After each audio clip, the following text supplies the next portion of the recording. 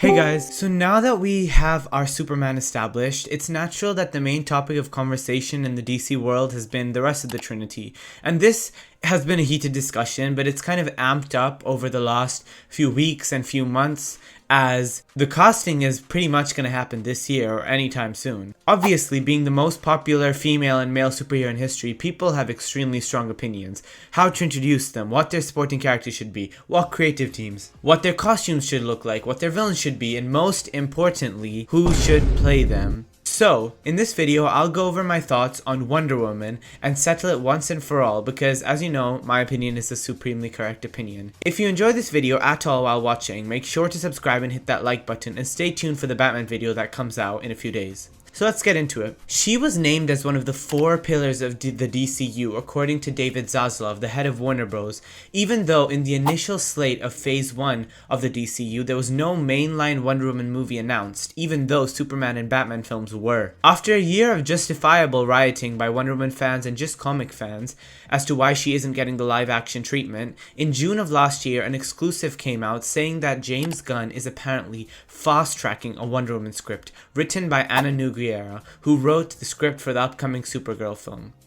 This was great news, as it meant that James Gunn was listening to DC fans and what they want, and he realized that for the DCU to succeed, the Trinity had to be established properly and as soon as possible. Since then, we haven't really had any updates besides the heavy rumors that both Wonder Woman and Batman are going to make at least a cameo appearance in Man of Tomorrow, which I personally believe is going to be the case. While James Gunn hasn't concretely denied it, he has been vague around the details of casting both roles. I think that Wonder Woman is probably going to be the summer blockbuster of 2028 after Superman Man of Tomorrow the year before, because it's the only script we know is in active development and the writing process has been going on for around a year seemingly, which means that at least a first draft of the script may be ready. I like the strategy they have now of announcing the summer blockbuster for the year after next, a month after the current blockbuster is in theaters, and also having Christmas first look teasers for the next year's summer blockbuster. This could be a coincidence that it happened 2 years in a row, but I think having that reliability from the DCU makes me as a fan really excited and at peace knowing that we have a rough schedule and can build up hype for a project.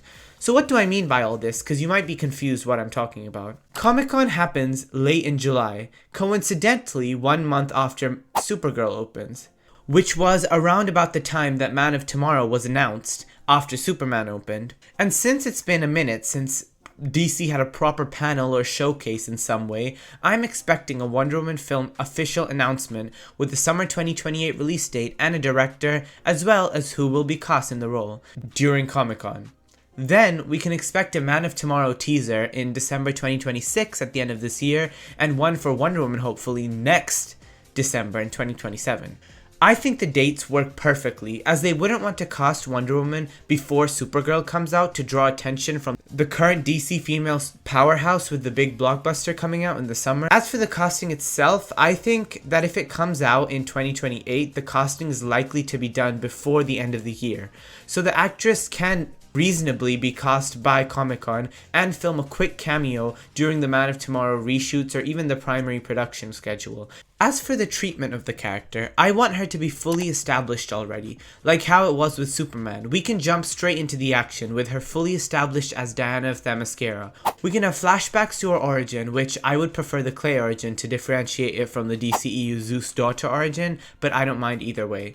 I also wouldn't mind if she either maintains a secret identity or is openly the ambassador of Themyscira and is known as herself. I want her world to be as fleshed out as Superman, with Veronica Cale being a lingering corporate presence, Etta Candy being her friend, and Barbara and Minerva being introduced and becoming friends.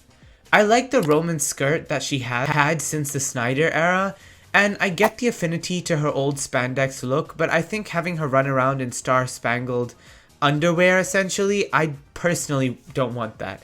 But if we really want to make it different, recently I've been thinking that I would love for her to wear the New 52 costume with the pants. I have grown to love this look, which I low-key think is due to me playing as her in Fortnite, which might actually be the best Wonder Woman design ever put to fiction.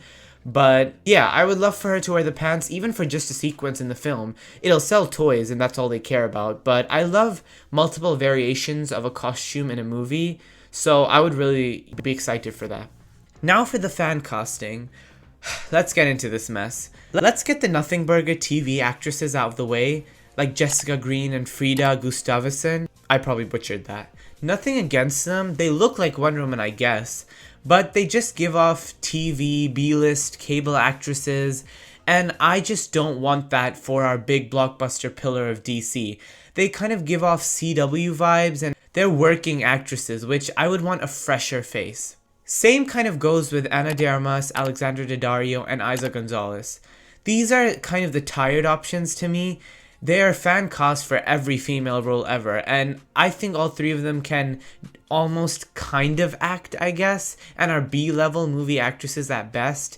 They have too many prior roles and are too established to be seen as fresh faces and start a new legacy with this role. Now for the real options. Monica Barbaro is a decent option. She looks the part and is an Oscar nominee. She's also relatively new to mainstream movies with Top Gun Maverick and recently Crime 101, which makes her a fresh face. I wouldn't be mad at it, but I don't love it just yet. Same goes for Courtney Eaton, who does come from Yellow Jackets, which is a TV show, but she is a fresher face and is ready for a big blockbuster moment. I just don't think she suits Wonder Woman visually, as she has very soft features, which I don't match with my personal vision for the character. Those two I wouldn't be mad at, but they're not my number one picks. Now for the top 4. These are the heavy hitters. Let's start with the most popular fan favorite, Adria Arjona, which is my personal least favorite from these top 4.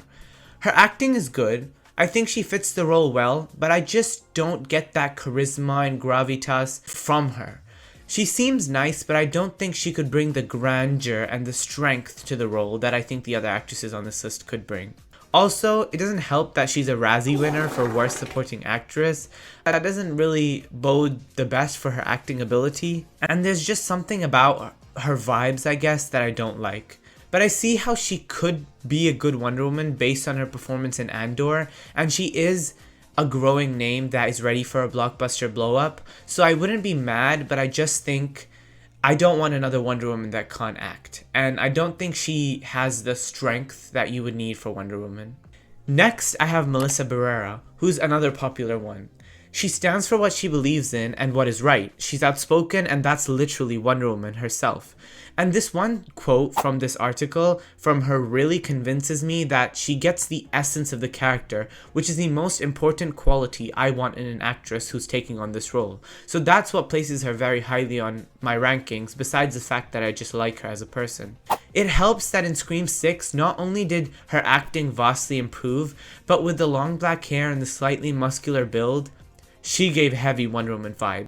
I think she'd be perfect for the role. Then we have my personal niche pick, which nobody but me has really talked about, so I get if this is an unpopular opinion, but that's Naomi Scott. And yeah, visually she's the most different to the typical Wonder Woman fan cast we see, but she played Princess Jasmine, which was very Wonder Woman-y in that film, visually, and I would say she is probably the best actress on this list if it comes down to pure acting. If you've watched Smile 2, she gave a tour de force performance in that film, and was a force of nature, which is exactly what I want from a Wonder Woman actress.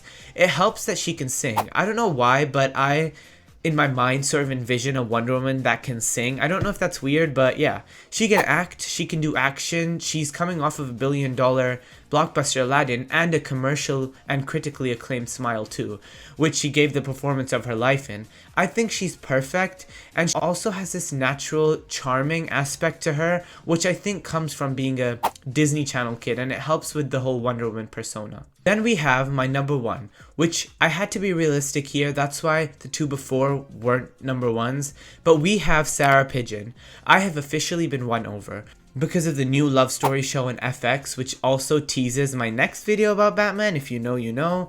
But Sarah Pigeon looks gorgeous on that show and impressed her for that show. And her face is like Wonder Woman left off of the page. She's also a pretty good actress and a fresh face who is on the come up and is ready for a major blockbuster debut. She's perfect, to be honest, and I think James Gunn should jump on this opportunity because she also has that natural charisma and likability that I think a Wonder Woman actress should have. And I'll discuss this more in depth when I'm talking about Batman fan castings in the next video because it's harder to come by with men, I think. But I want an actress who is inherently likable, has a personality, a presence, is funny. And this is outside of the role. They have to have something going on because we need that for the press tour, and I really want a Wonder Woman who can embody sort of the role on and off screen and have charisma, likability, and presence to her, which I think some people on my list, they're just a bit boring to me, and that's what kind of the vibes I get from Adria Arona too. So yeah, that's the current state of the DCU Wonder Woman. If I could wish for anything for this movie is I want this to be the Iron Man. I want this to be the Superman 2025. I want this to be the Dark Knight. I want this to end the conversations. I want this to cement her in her rightful place as the fourth face on the Mount Rushmore. This needs to show that regardless of company sabotage, Wonder Woman is still iconic for a reason. Let me know what you guys think and stay tuned for my Batman video out soon.